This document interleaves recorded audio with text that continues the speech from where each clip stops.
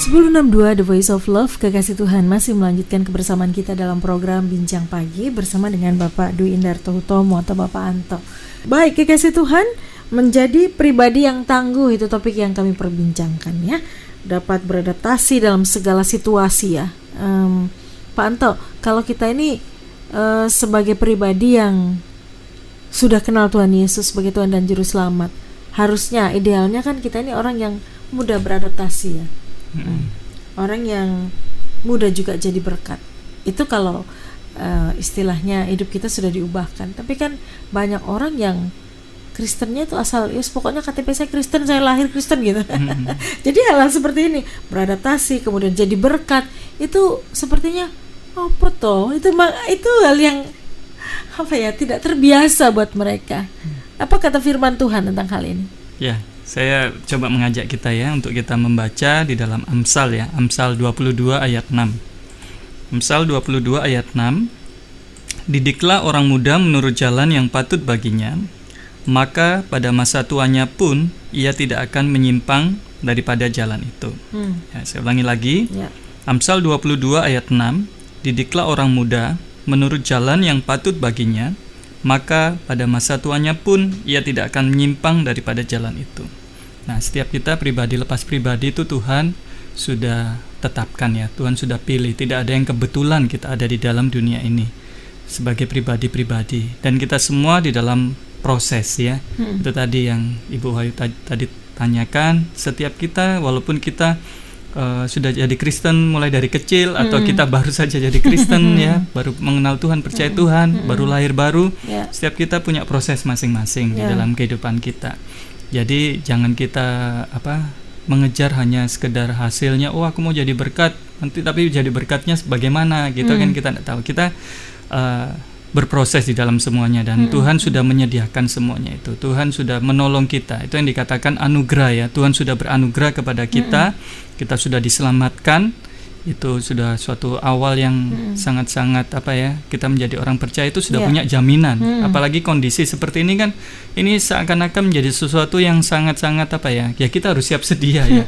Setiap waktu, setiap saat Tuhan, kalau Tuhan mau panggil kita, ya sudah selesai waktunya kita. Nah, tinggal bagaimana kita menjalani kehidupan ini untuk kita bisa menjalani dengan takut akan Tuhan, dengan kita hidup tetap kudus, tetap bersandar kepada Tuhan, dan kita juga menjadi saluran berkat, sehingga ketika kita sudah dipanggil Tuhan, finish, selesai. Ya Tuhan, selesai Tuhan. Akhirnya kita bisa berjumpa kembali dengan Tuhan. Tapi rata-rata banyak orang takut dengan namanya itu tadi, maut atau kematian, karena memang ini upah dosa ialah maut ya. Padahal kematian ini menjadi suatu sarana ya. Itu sesuatu yang pasti terjadi setiap kita. Termasuk kami yang bicara ini satu hari nanti akan pulang. Iya, jadi ya kita harus siap sedia ya, karena itu menjadi sarana kehidupan kita tidak di dunia ini ya. Seperti tadi sempat kita bicara bahwa rumah kita bukan di dunia ya. Betul. Tapi rumah kita di sorga. Nah, itu yang harusnya kita terus ingatkan kepada orang-orang yang mereka takut, mereka juga mengalami banyak tekanan, kesulitan ya, bukan terus akhirnya istilahnya meninabobokan mereka, harus membuat mereka harus tidak mau berjuang, tetapi justru kita encourage ya, kita dorong mereka supaya mereka dapat semangat dan mereka dapat beradaptasi dengan baik. Saya bacakan lagi satu ayat. Tadi itu kita dapat mendidik anak kita ya, kita sebagai orang yang sudah percaya, kita dapat terus istilahnya regenerasi ya, murid-murid Kristus. Kalau ini yang suatu ayat menguatkan saya. Ini ayat-ayat saya dapatkan waktu pembinaan saya waktu saya SMP ya. Ini 1 Korintus pasal 10 ayat 13. 1 Korintus pasal 10 ayat 13. Pencobaan-pencobaan yang kamu alami ialah pencobaan-pencobaan biasa yang tidak melebihi kekuatan manusia. Sebab Allah setia, dan karena itu Ia tidak akan membiarkan kamu dicobai melampaui kekuatanmu. Pada waktu kamu dicobai, Ia akan memberikan kepadamu jalan keluar, sehingga kamu dapat menanggungnya. Jadi Allah kita itu Allah yang baik ya. Allah kita sangat-sangat baik. Dia tidak pernah berbuat jahat, Dia tidak pernah istilahnya merencanakan suatu rancangan yang gagal atau rancangan yang salah. Kadang manusianya saja karena kita sudah jatuh dalam dosa dan kita hanyut di dalam segala hal yang ada di dunia ini. Kita tidak fokus lagi dengan panggilan Tuhan. Kita tidak fokus ada di dalam namanya terang kebenaran firman Tuhan. Kita terlalu sibuk, takut, khawatir, dan akhirnya membuat kita ya tertekan sendiri. Nah, oleh karena itu kita kembali kepada jalan-jalan Tuhan. Kita ingatkan generasi saat ini ya, ini adalah suatu hal istimewa ya. Kita mengalami pandemi seperti ini yang ini kalau kita belajar sejarahnya, iya sejarahnya kan berulang lagi. Dan kita bersyukur teknologi sudah maju. Bayangkan kalau dulu orang-orang yang mengalami seperti itu ya, waktu pertama kali di Spanyol atau bahkan yang dulu-dulu. Bahkan ketika saya belajar ini, ternyata kenapa gereja waktu itu juga ada reformasi gereja yang Bapak Martin Luther terjadi, ternyata juga ada indikasi ya karena wabah flu itu tadi membuat banyak orang yang kompeten di dalam bidangnya pun juga mereka tidak ada ya, dan akhirnya ya inilah dunia terus berubah dan kita harus bisa kembali lagi ya. Ini kesempatan kita untuk ketika manusia, kita gambarannya seperti bambu ya, kita ditarik mundur. Bambu itu kalau ditopang angin ya, tapi bambu itu sangat kuat, dia melenting, dia mengikuti arah angin dan dia tetap terus bertumbuh. Bahkan bambu dikatakan sampai ratusan tahun dia bisa hidup ya. Jadi itulah manusia harusnya bisa lebih, bukan khususnya tentang umur atau usia ya, bukan ya, tetapi kualitas. Kualitas hidup kita harus seperti yang bambu seperti ilustrasi kita, yaitu dia bisa ditarik, dia bisa itu elastis dan dia sangat kuat, kokoh gitu ya.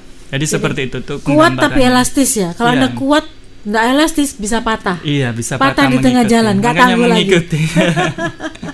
Pak Anton, tadi kami ngobrol-ngobrol di awal perjumpaan ya, kami cerita tentang rumah, tentang dan lain sebagainya.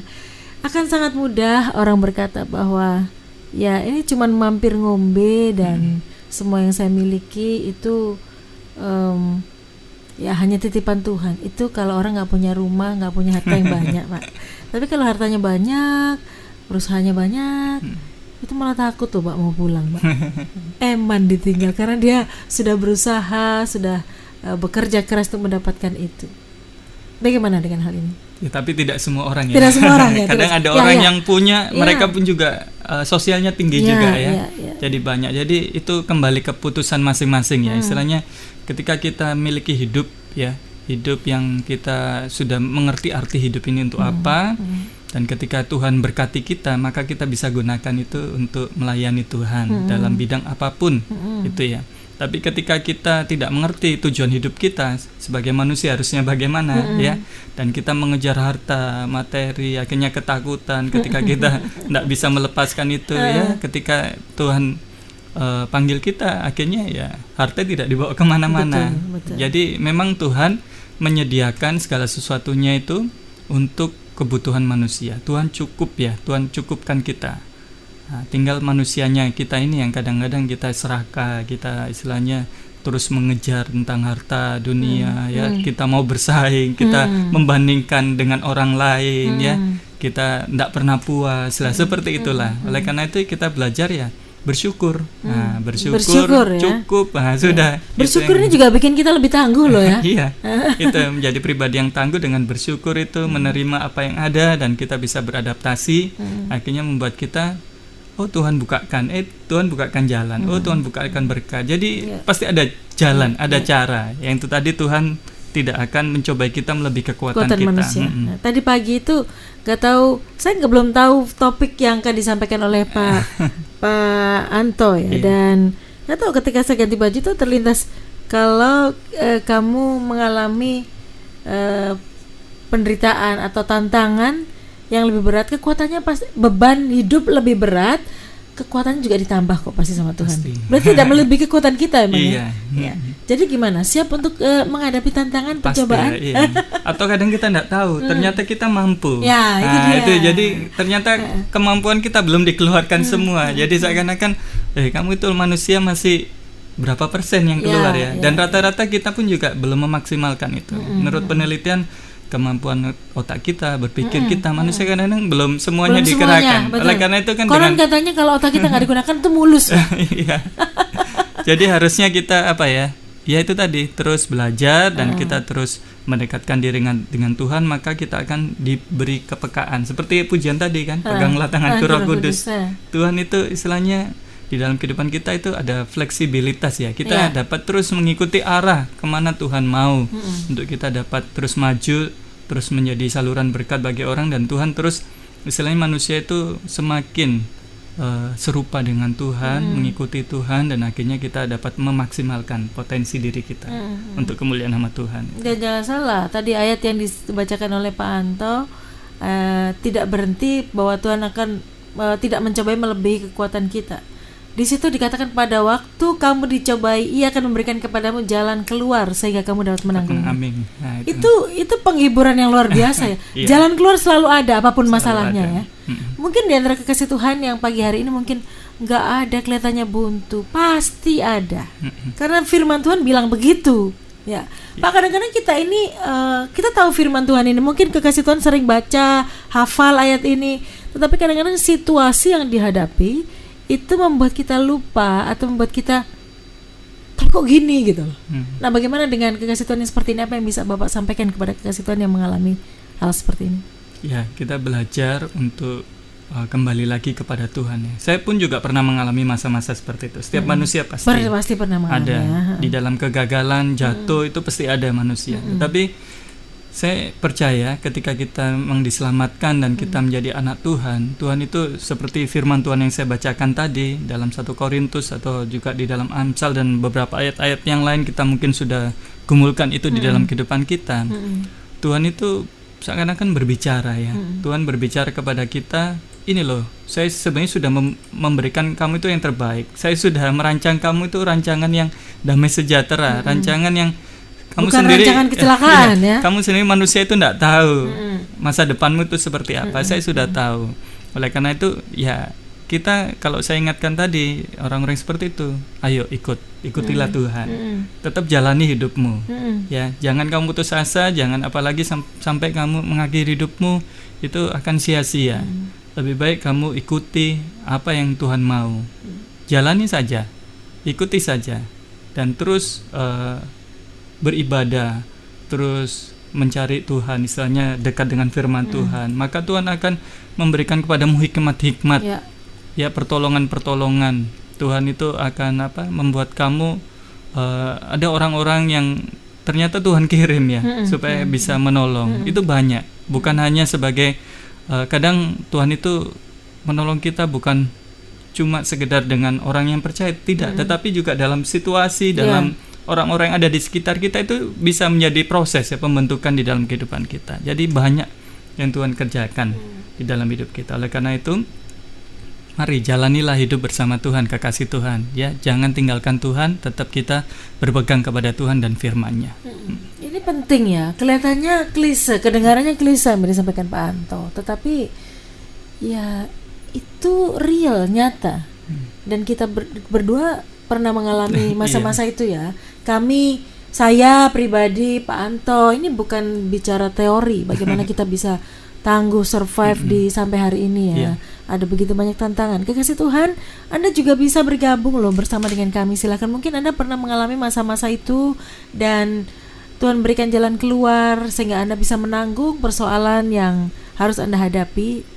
Anda bisa melewatinya, Anda bisa bersaksi. Itu juga bentuk pelayanan ya Pak ya? Iya, bentuk pelayanan. Bentuk pelayanan.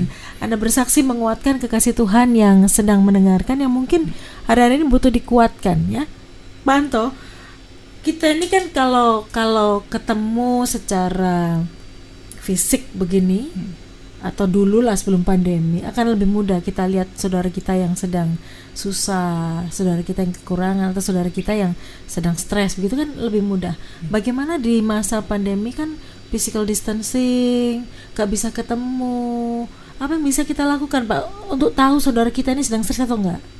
Ya, itu kita bisa terus istilahnya berkomunikasi ya. Banyak cara sekarang ya. Misalkan contohnya kita dalam kehidupan bertetangga, ya setiap kita tetangga pasti harus tahu kondisi tetangga kita. Itu paling tidak itu yang terdekat ya. Pertama keluarga, lalu tetangga. Kalau lingkup kita komunitas, khususnya dalam gereja ya, kita ada komunitas, ada grup-grup kadang-kadang ya, grup-grup di media sosial itu kan kita bisa saling bersapa. Jadi banyak sarana sekarang untuk kita bisa Seperti itu. Kalau kita yang masih kantor, work from office ya, bukan work from home, kita bisa berjumpa dan kita gunakan itu dengan baik ya, untuk kita bercakap-cakap dengan mereka. Dan itu yang saya juga kerjakan. Di tengah saya mengajar murid, saya juga menjadi berkat bagi itu ngajarnya di rumah rekan-rekan atau guru. di kantor? Saya ngajar di kantor, di kantor sekolah. ya, di sekolah ya. Iya.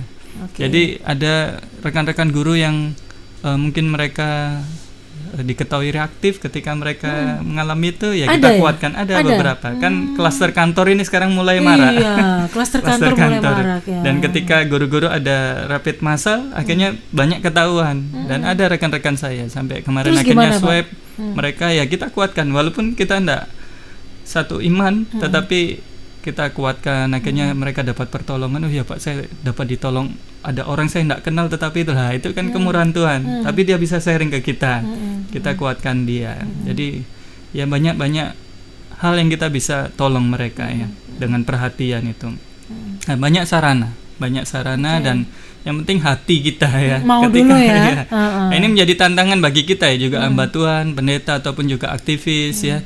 Karena apa? Kondisi yang saat ini kita mau datang ke orang itu juga kadang orang juga takut ya ketika berjumpa. Oleh karena itu ya teknologi ini menjadi suatu sarana untuk kita dapat menolong ya, berkomunikasi. Nah ini menjadi pergumulan tersendiri ya bagi hamba Tuhan khususnya yang mereka gembala-gembala sidang, pendeta. Ya, tidak mudah memang ya, tetapi percayalah, tidak mudah bukan berarti tidak bisa. Ya. Kekasih Tuhan, silakan Anda bisa, saya memberi waktu lebih banyak untuk bersaksi, untuk bertanya, berdiskusi dengan Pak Anto. Ini muncul beberapa pertanyaan yang macam-macam, Pak. Ada tentang anaknya, pas ketemu dengan Pak Guru ya. Boleh, silakan juga kekasih Tuhan. Kami akan kembali ke ruang dengar Anda dan menanggapi pertanyaan-pertanyaannya sesaat lagi.